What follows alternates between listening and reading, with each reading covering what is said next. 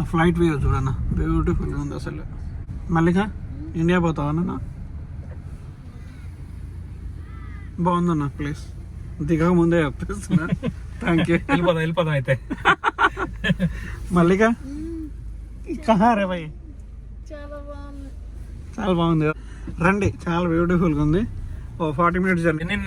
Lenin అని ఇక్కడ మాకు తెలిసిన వాళ్ళు ఉన్నారు, మా బీటెక్ ఫ్రెండ్ వాళ్ళ హస్బెండ్. వాళ్ళతో వచ్చాను ఫస్ట్ టైం. వచ్చిన ఫస్ట్ వీక్ నన్ను ఇక్కడ తీసుకొచ్చారు ఫస్ట్. బాగుంది. Hi guys, welcome back. ఈ రోజు వచ్చేసి మేము బ్యూటిఫుల్ ప్లేస్ కి తీసుకొచ్చినట్టుని. ఎంత బాగుందంటే అంత బాగుంది చూడడానికి. ఇండియన్స్ ఏం చేస్తారంటే మన తెలుగు వాళ్ళు ఎక్కువ ఏం చేస్తుంటారు అంటే, సో అది మిస్ ఆఫ్ స్పాట్ ఉంది కదా, మాక్సిమం అక్కడనే వెళ్తుంటారు. దానికంటే బ్యూటిఫుల్ గా ఉంది. ప్లేస్ పేరు వచ్చేసి బేర్ ఐలాండ్. ఇది ఇక్కడ బేర్ ఐలాండ్ ఫోర్ట్ వెనకున్న చూస్తున్నారు కదా, అది ఫోర్ట్ 1885 లో బ్రిటిష్ వాళ్ళు కట్టించారు. ఇది రష్యన్ ఇన్వేజన్ జరుగుతుందని భయపడి కట్టించారు. ఇది ఈ ఏరియాని ప్రొటెక్ట్ చేయడానికి. ఈ ఏరియా పేరు బొటనీ బే. ఇక్కడ నుంచి మన లెఫ్ట్ సైడ్ చూస్తే ఎయిర్పోర్ట్, ఫ్లైట్స్ అన్ని ల్యాండ్ అయ్యే ప్లేస్ ఉంది. ఇక్కడ నుంచి కనపడదు, బట్ ఫ్లైట్స్ ల్యాండింగ్ అది కూడా చూడొచ్చు. ఫోర్ట్ కి వెళ్ళడానికి అక్కడ ఒక వుడెన్ బ్రిడ్జ్ ఉంది. ఆ బ్రిడ్జ్ 135 years ఓల్డ్ అయింది కట్టి. 135 years అన్న? 135 years. ప్లేస్ వ్యూ స్పాట్ చాలా బాగుంటుంది. ప్రొఫెషనల్స్ ఇక్కడ ఏం చేస్తారంటే విత్ ఇన్స్ట్రక్టర్స్ స్నార్క్లింగ్ చేయడానికి వస్తారు. ఈ ఏరియాలో స్కూబా డైవింగ్, స్నార్క్లింగ్ కూడా చాలా బాగుంటుంది అనమాట. సో ఎర్లీ మార్నింగ్ రండి ఎవరైనా వస్తే. పార్కింగ్ కూడా చాలా ఉంది. పార్కింగ్ కూడా చాలా ఉంది. ఎర్లీ మార్నింగ్ ఆసి వాళ్ళు చేసే యాక్టివిటీస్ వచ్చేసి సైక్లింగ్ చేస్తుంటారు ఎక్కువ. చూడండి, వీళ్ళకి రేసింగ్ కూడా పెడతారు. సైక్లింగ్ వాళ్ళకి అవార్డ్స్ కూడా ఇస్తారు. మనీ అవార్డ్, రివార్డ్స్ అన్నీ ఉంటాయి. ఆస్ట్రేలియా అంటేనే బీచెస్. చూసారా, ఇక్కడ కూడా డ్రోన్ నాట్ అలౌడ్. మీరు లేపుతారన్న ఈరోజు? తేలేదు, అందుకే డ్రోన్స్ నాట్ అలౌడ్ ఇక్కడ. చేపల వాసన కూడా వస్తుంది. ఇలాంటివి చూసినప్పుడు నాకేమనిపిస్తుంది తెలుసా అన్న, వాటర్లో మునగాలనిపిస్తుంటది. మునగచ్చు. ఇంత పెద్ద ప్లేసులు చూపిస్తుంటే చేపల గురించి మాట్లాడుతుంది మళ్ళీగా. కావాలంటే ఇక్కడ మునగొచ్చు మన ఓన్ రిస్క్తో. జున్నుగాడు వస్తే ఇంకా బాగా ఎంజాయ్ చేస్తుండే. ఇక్కడ ఫిషింగ్ చేయాలన్నా ఇక్కడ లైసెన్స్ ఉండాలి. కొన్ని ప్లేస్లలో అవసరం లేదనుకుంటా. జాకెట్ వేసుకోవాలంట ఎప్పుడైతే ఫిషింగ్ చేస్తుంటారో డెఫినెట్గా. 5 deaths హై విండ్స్ ఉండడం వల్ల కావచ్చు మేబీ. ఈ పేర్లు మాత్రం రాసే వాళ్ళు ప్రతి ప్లేస్లో ఉంటారు, ప్రతి కంట్రీలో ఉంటారు, కామన్ అనుకోండి. బోట్ని ఏరియాని కాపాడుకోవడానికి వీళ్ళు కన్స్ట్రక్షన్ చేసుకున్న కోట అన్నట్టు ఇది. చూస్తుంటేనా సేమ్ మీరు ఎప్పుడైనా వెళ్ళండి, ఫిగర్ 8 పూల్కి వెళ్ళండి, సేమ్ ఇలానే ఉంటుంది. కాకపోతే చాలా వాక్ చేసేది ఉంటుంది. అంటే స్పాట్లు ఏమన్నా ఇండియాలో కనిపిస్తే అందరూ మందులు వేసుకుని శుభ్రంగా సిగరెట్లు అన్ని చేసి చిత్తు చేసి, అందుకని అక్కడ బోర్డు పెట్టి సిగరెట్ లేదు. కూడా ఇక్కడ కూడా ఈ ప్రాబ్లం ఉంది. సిటీకి నీట్ గా కామన్ అన్న, కామన్ కాదు. అక్కడ గోడ మీద చూస్తే పేర్లు రాశారు, RSK రాస్తారు పేర్లు. అక్కడ కూడా మన వాళ్ళు కూడా రాస్తారు, తెలుగు పేర్లు కూడా ఉన్నాయి చూడండి. అక్కడ రాళ్ళైతే మోకాళ్ళు అరిగిపోయినట్టు రాళ్ళు కూడా అరిగిపోయి. అదే. సో ఈ రాయి చూడండి మొత్తం ఆగిపోయింది. చాలా సంవత్సరాల రాళ్ళు అన్నట్టు ఇవి.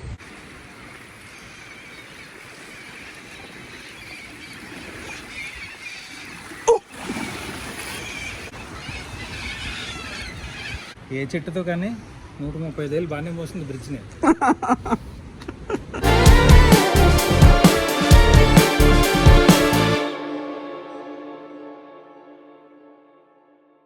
చేపలు పట్టడమే కాకుండా అక్కడ నాచు ఉంది కదా రాళ్ళ పైన, వీడ్ ఫామ్ అయి ఉంటుంది, సీవీడ్.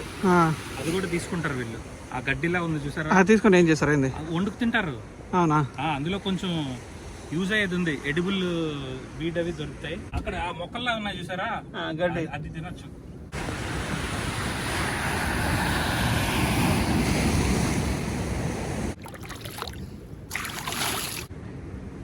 ఈ ప్లేస్లో అంత చేపలు పట్టే వాళ్ళే ఉన్నారన్న. షాప్ చచ్చిపోయింది.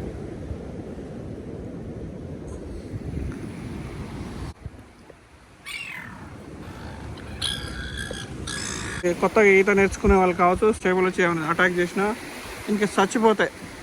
వాళ్ళకి ఒక తోక కట్టుకుంటారు అన్నట్టుగా అట్లా.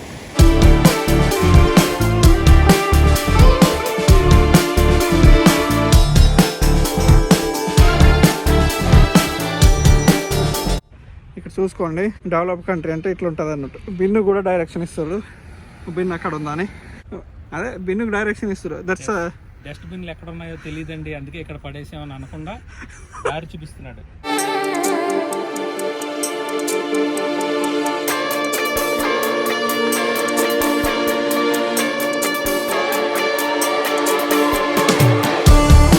కానీ keep hands on steering wheel అని వార్నింగ్ ఇస్తుంది అనమాట. ఇది వచ్చేసినాం next spot, the beach. Brackets లో ప్లేన్ స్పాటింగ్ అని చెప్పి ప్లేన్ స్పాటింగ్ బీచ్ అని కొడితే ఈ మ్యాప్ ఇస్తాడు. పార్కింగ్ ఫ్రీనే కదా. 7 PM to 6 AM gates will be close, not allowed. ఎవరైనా సిడ్నీకి ఎంటర్ అవ్వాలంటే ఈ రన్వే పైన ల్యాండ్ అయ్యి బయటకు చూస్తారు అన్నట్టు. మేము వచ్చేసి నెక్స్ట్ స్పాట్కి వచ్చినట్టేమి. సో ప్లేన్ స్పాటింగ్ అని చెప్పేసి టేకప్ అవుతుంది ఇప్పుడే. ల్యాండింగ్ టేకప్ అవుతుంది సిడ్నీలో. సో చూడండి ఎంత బ్యూటిఫుల్గా ఉందో. సో కొంచెం క్లోజ్లో పోదాం అని చెప్పేసి ఫీల్ కోసం సో దగ్గరికి వెళ్తున్నాం అన్నట్టు. చాలా బాగుంది. సో ప్లేన్ స్పాటింగ్ అన్నట్టు. There is no entry fee, nothing. So car parking కూడా స్పేషియస్గానే ఉంది. సో ఎవరైనా వస్తే రండి, ఎంజాయ్ చేస్తారు అన్నట్టు. బేర్ ఐలాండ్ నుంచి ఇక్కడ నుంచి 9 minutes 10 minutes డ్రైవ్ ఉంది. సో ఆ ప్లేస్కి వస్తే ఈ ప్లేస్ చూసుకొని వెళ్ళిపోండి. అన్న చూడండి, సినిమా ఆర్టిస్టులు, హీరో. ఆస్ట్రేలియాలో ఉన్న వాళ్ళకి స్కిన్ క్యాన్సర్స్ చాలా ఎక్కువ. మోస్ట్ స్కిన్ క్యాన్సర్స్ ఉన్న పీపుల్ చాలా ఎక్కువ. నామోసి పడకుండా ఇలాంటివి పెట్టుకోకపోతే మనకు వచ్చే జీతాలకి. సో ఫైనల్గా మేము స్పాట్కి వచ్చినట్టుమే. సో వీళ్ళు వచ్చేసి రైడింగ్ చేస్తారు, వాటర్ స్పోర్ట్స్. గోవాలో చేయాలంటే ఒక ట్రిప్కి 500 ఏమో ఉంటుంది అన్న, తెలుసా? మేము గోవాకి వెళ్ళినట్టుమే. సో $50 అలా ఉండవచ్చు మేబీ. అవి డ్రైవ్ చేయాలన్నా స్కిల్స్ ఉండాలి. $8,000 వచ్చేస్తుంది అన్న. $7,000-8,000 మీరు అదేందని అటు సైడ్ పోతుంది, అది కనిపిస్తలేదు. ఎక్కువ డొమెస్టిక్ ట్రావెల్ చేసే ఫ్లైట్ ఇదే, వర్జిన్ ఆస్ట్రేలియా. అవునా? వర్జిన్ ఆస్ట్రేలియాలో లాస్ట్ 1 year లో ట్రావెల్ చేస్తున్నాను ఆస్ట్రేలియా వచ్చిన దగ్గర నుంచి. ప్లాటినం ట్రావెలర్ నేను ఇప్పుడు. ప్లాటినమ్మా అన్న చాలా ఫ్రీక్వెంట్గా ట్రావెల్ చేస్తుంటారు. టేకప్ అయ్యి కనిపిస్తలేవు ప్రాపర్గా.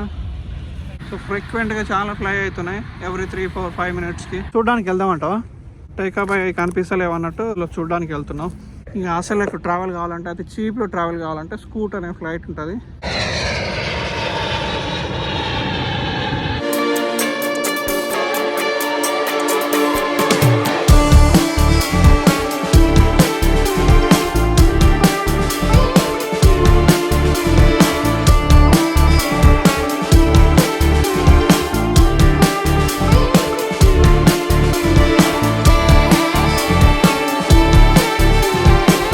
ప్లేస్లో పెద్దగా చూడదగ్గది అయితే ఏం లేదు. టేకప్ ల్యాండింగ్ కోసం అయితే చూడడానికి రావాలనుకుంటే సో గుర్రాలపేడ.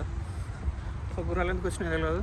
సో ల్యాండింగ్ టేకప్ కోసం చూడాలి, దగ్గర నుంచి క్లోజప్లో చూడాలనుకుంటే రావచ్చు. పెద్దగా చూడదగ్గ ప్లేస్ అయితే కాదు. మంచిగా అనిపించిందా మళ్ళీ అన్న? మీకు ఎట్లా అనిపించిందన్నా? మీకు టైం పాస్ అవుతుంది ఇక్కడ, బాగా టైం పాస్ అవ్వచ్చా? ఫ్రెండ్స్ ఫ్లైట్ టైం ల్యాప్స్ తీసుకోవడానికి.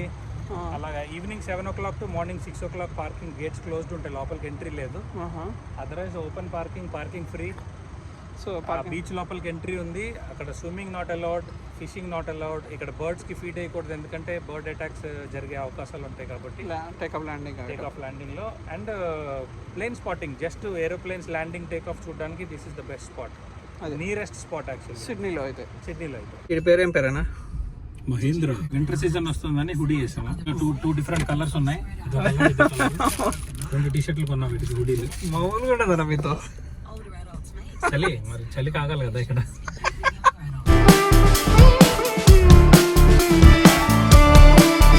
నెక్స్ట్ స్పాట్కి వచ్చేసి ఏడికి పోతున్నాం మనం? Captain cook. ఆస్ట్రేలియాకి 1770లో ఫస్ట్ టైం వచ్చినప్పుడు కలిసిన ప్లేస్.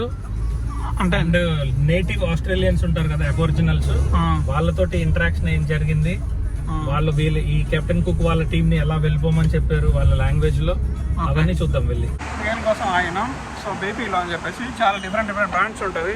బీపీ అయితే మంచి క్వాలిటీ ఆఫ్ ఫ్యూయల్ ఉంటుంది అని చెప్పేసి ఫ్యూయల్ ఫిల్ చేస్తున్నాం.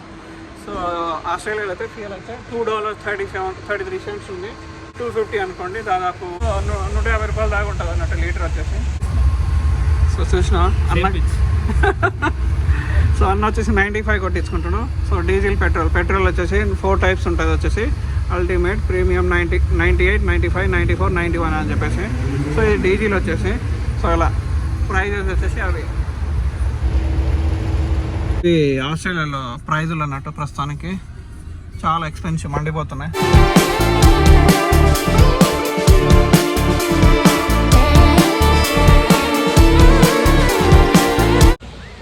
కెప్టెన్ కుక్ డ్రైవ్కి వచ్చినట్టువి. సో ఆకలి అవుతుంది, తినేసిన తర్వాత మీకు ప్లేస్ చూపిస్తాం. సో బాగుంది, ఈ ప్లేస్ కూడా బాగుంది. సో అన్న ఇంతమంది మీరు వచ్చిరానే అంత నచ్చిందా ఈ ప్లేస్ మీకు? హిస్టరీ ఉన్న ప్లేస్ కదా, బాగుంటుంది. 5 ఇచ్చుకున్నాం మేము వచ్చేసి. 5 ఇంకా వస్తున్నాయి ఫుడ్స్. అన్న వచ్చేసి మఫిన్ ఇచ్చుకున్నాం. ఎట్లా ఉందన్న టేస్ట్? కోకోనట్ బనానా బ్రెడ్, ఇదా కోకోనట్ అండ్ బనానా బ్రెడ్ కూడా చెప్పాను. ఓకే, వస్తున్నాయి, కమింగ్ సూన్. ఈ టేస్ట్ ఎట్లా ఉంది? సూపర్ ఉంది, చాలా బాగుంది. బాగుంది, చాక్లెట్ కదా ఇది? Very nice. Okay okay, thank you.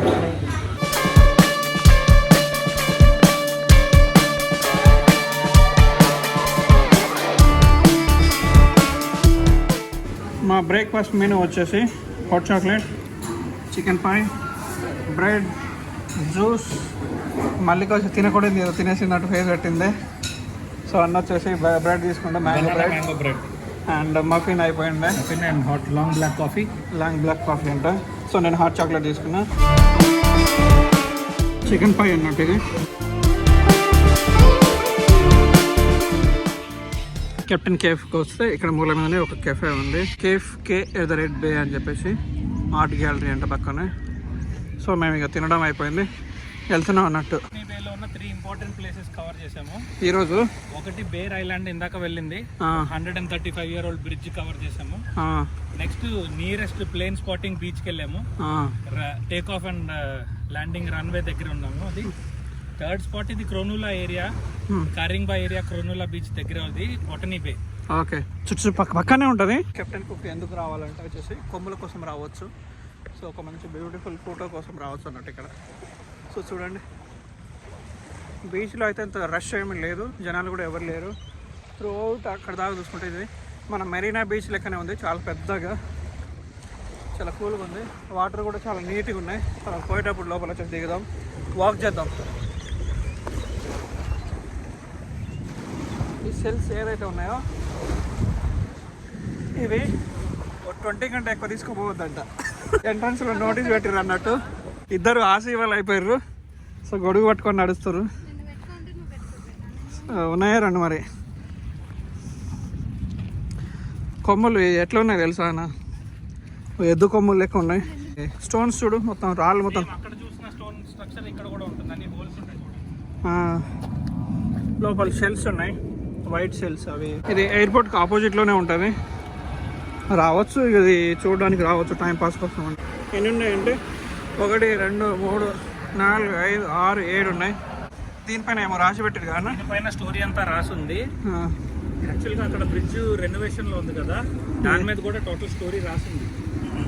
Story ఏంటంటే 1770లో జేమ్స్ కుక్ అండ్ టీమ్ బోట్లో వచ్చినప్పుడు నేటివ్స్ ని ఫస్ట్ వాళ్ళకి బాగా దాహంగా ఉంది, వాటర్ ఇమ్మని సైన్ చేసినప్పుడు ఇక్కడున్న అబారిజినల్స్ నేటివ్ వాళ్ళకి ఏమర్థమైందంటే వాళ్ళు ఒక డేంజర్ కింద అనిపించి స్పియర్స్ అది తీసుకుని బెదిరించడం మొదలెట్టారు. సో ఆ తర్వాత ఏమైందంటే జేమ్స్ కుక్ టీం వాళ్ళు గన్ ఫైరింగ్ షూటింగ్ చేస్తే వాళ్ళకి ఒకళ్ళకి వూండ్ అయింది. దాని తర్వాత వాళ్ళకి వీళ్ళకి ఇంటరాక్షన్ అయ్యి 1770 తర్వాత నుంచి నంబర్ ఆఫ్ షిప్స్, వెపన్స్ అన్ని తీసుకురావడం మొదలెట్టారు. ఎవెన్చువల్గా బ్రిటిష్ వాళ్ళు ఇండియాని ఎలా అయితే స్లోగా స్వాధీనం చేసుకున్నారో, ఆస్ట్రేలియాని కూడా ఈ ఏరియాని 1770, 1780 తర్వాత నుంచి ఆక్యుపై చేయడం స్టార్ట్ చేశారు. సో ఇక్కడ ఫస్ట్ టైం జేమ్స్ కుక్ వాళ్ళు వచ్చినప్పుడు వాళ్ళు విన్న నేటివ్ వర్డ్స్ ఏంటంటే వర వై అన్న వర్డ్స్ విన్నారు. దాని మీనింగ్ ఏంటంటే ఇక్కడ అబోరిజినల్ లాంగ్వేజ్లో గెట్ అవే ఫ్రమ్ హియర్ అని. నేటివ్ వాళ్ళు బ్రిటిష్ వాళ్ళని చూడగానే గెట్ అవే ఫ్రమ్ హియర్ అన్నారు. యాజ్ ఇట్ ఈస్గా వాళ్ళు వినలేదు, సెటిల్ అయిపోయారు. ఈరోజు ఆస్ట్రేలియాగా మారింది దేశం అంతా. సో ఇంత పెద్ద వాళ్ళ గుర్తుగా అన్నట్టు కొమ్ములు, వాళ్ళ హిస్టరీ లెక్క ఏమో రాసిర్రు. 23rd August 1770 ఆ టైంలో అన్నట్టు.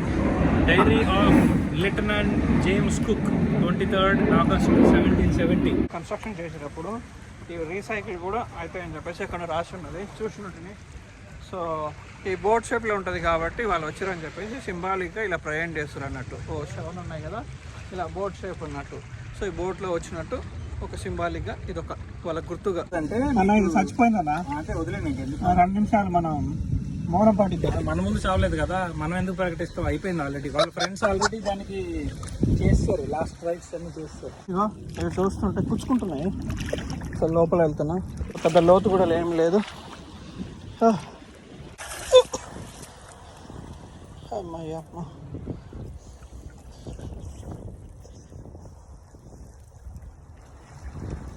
చూసుకుంటే ఇలా ఉంది.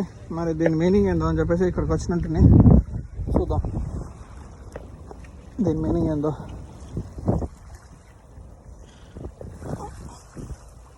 ఏమో రాసింది ఇక్కడైతే.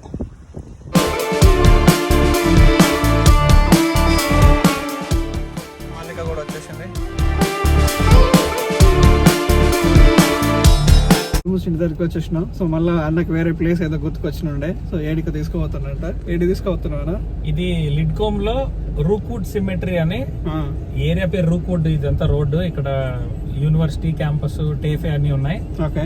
ఇక్కడ స్పెషాలిటీ ఏంటంటే ఇక్కడ రైట్ సైడ్ నుంచి చూస్తున్నారు అన్ని సమాధులు ఉన్నాయి. ఇక్కడ నుంచి స్టార్ట్ చేసి లిడ్కోమ్ ట్రైన్ స్టేషన్ దాకా ఉంటుంది. సదర్న్ హెమిస్ఫియర్ లోనే ద లార్జెస్ట్ గ్రేవ్ యార్డ్ ఇది. గ్రేవ్ యార్డ్ అంటే సమాధులు ఉండేది సిమెట్రీ. ఇది సదర్న్ హెమిస్ఫియర్ లోనే ద లార్జెస్ట్ అన్నమాట. సమాధులకి ఇక్కడ స్థలాలు కొనుక్కోవాలి ఫస్ట్. ఎవరి సాగు సచ్చే ముందు ప్లేసులు కొనుక్కోవాల్సిందే. ఇక్కడ మన ఇండియన్స్ కి ఇవన్నీ అవసరం లేదనుకోండి. మీరు రైట్ సైడ్ చూసే స్పాట్ ఏంటంటే బ్లాక్ టౌన్ ఏరియాలో అక్కడ గన్ ఫైరింగ్ అవి అవుతూ ఉంటాయి. ఏవో ఇన్సిడెంట్లు అవుతాయి కదా. ఆ ఇన్సిడెంట్ అయినప్పుడు వచ్చిన శవాల్ని విత్ ఇన్ 24 hours పోలీస్ హయాంలో అక్కడ పాతి పెట్టేయాలి. అక్కడ వాటికి సెపరేట్ ఏరియా ఇచ్చాడు. క్రైమ్ లో చనిపోయిన బాడీస్ కి అక్కడ సెపరేట్ గా ప్లేస్ ఉంది.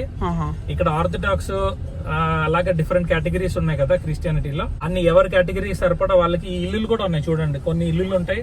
ఒక శవానికి కట్టించిన ఇల్లులు కూడా ఉన్నాయి ఇందులో. ఎక్స్పెన్సివ్ సమాధులు, మిడిల్ క్లాస్ సమాధులు, పేద సమాధులు, అన్ని సమాధుల్లో కూడా అన్ని క్లాసిఫికేషన్స్ పెట్టారు. That is the greatness of Rookwood cemetery. ఇది సదర్న్ హెమిస్ఫియర్ లోనే ద లార్జెస్ట్ సిమెట్రీ అన్నమాట. ఇది ఎంతకన్నా పెద్ద శ్మశానం భూమికి సదర్న్ పార్ట్ లోనే లేదు అని దాని మీనింగ్. టెంపుల్ లెక్క చూడు. అది ఒక సమాధే. టెంపుల్ అనుకునే మళ్ళీ మన హిందీలో వేసుకుంటారు. ఆ టెంపుల్ వీళ్ళు టెంపుల్ అని అంటారు.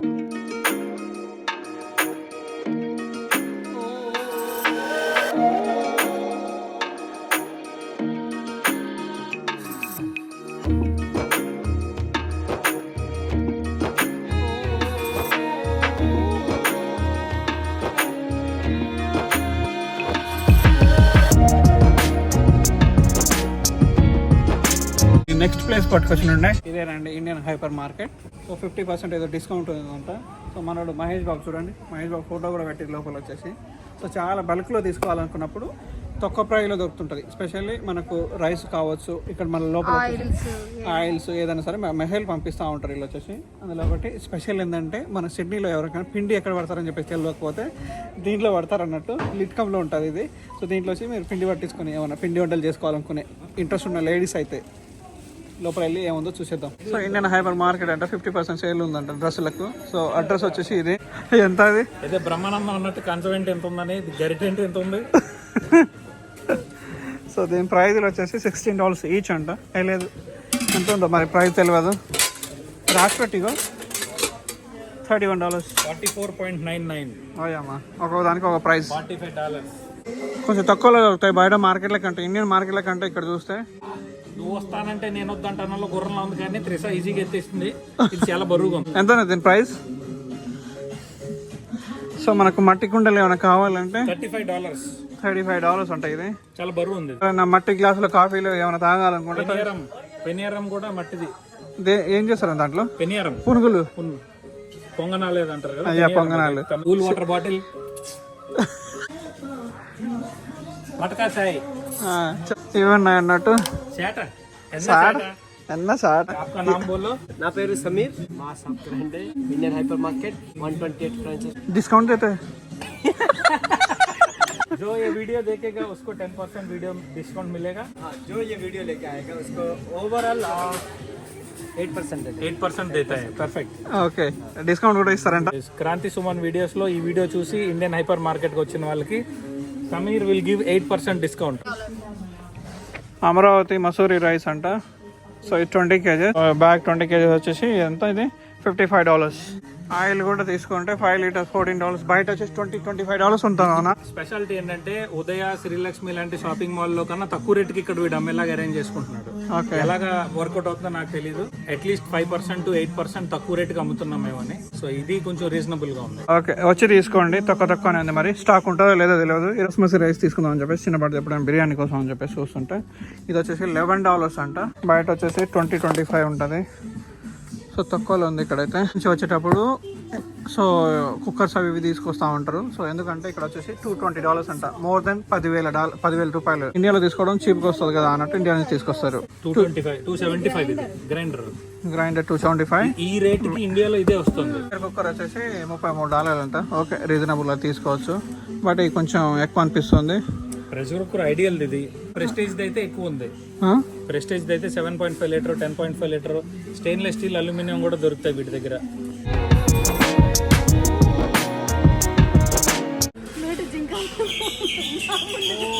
జింకను చూపించండి, దాని ముందే ఊతా.